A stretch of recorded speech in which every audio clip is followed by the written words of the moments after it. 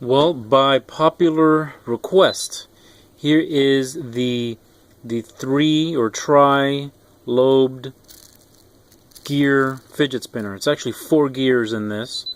As you can see, it is reminiscent of the 3-gear spinner that contained 3 gears in a row. This is 4 gears, and if this looks like it's familiar, it is in fact the same section that is out of the planetary gear spinner.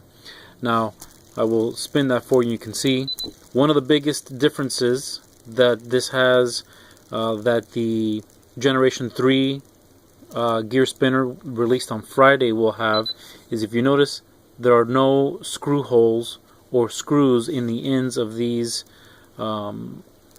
plates. The reason for that is it turns out that the screws that I could get, no screw was precise enough. And as a result, when you put the screw in the countersink, it actually moves ever so slightly. Hard to tell.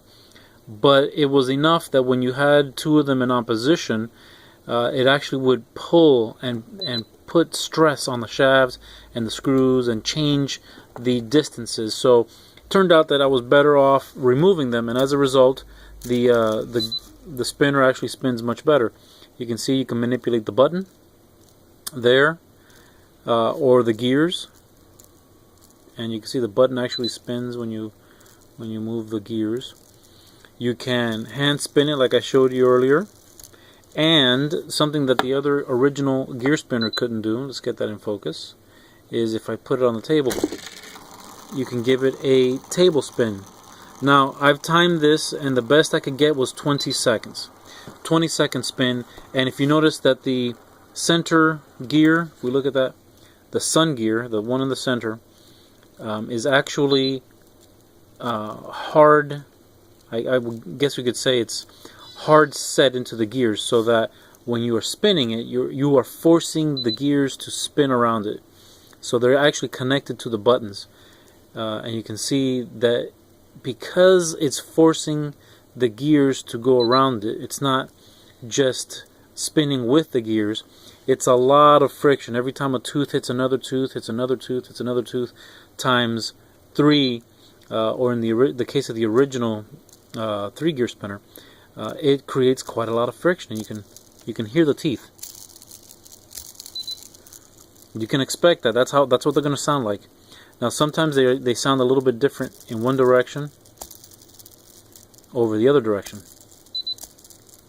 So, much freer, much better. Learned a lot of lessons from the 9-gear. The 9-gear got about 30 to 40 second spin times.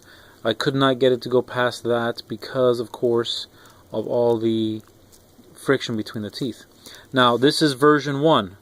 The next video, I'm going to show you version 2, and I think I will offer it in either version, your choice. So version 1, the buttons and the center gear, you can see that they are locked together.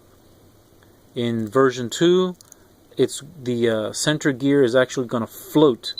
So when you spin it, it actually spins everything together and independently of the frame.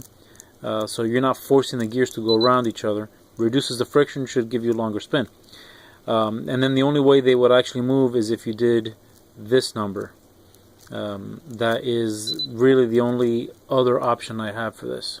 So I'm going to put version 2 up, and you will be able to see that.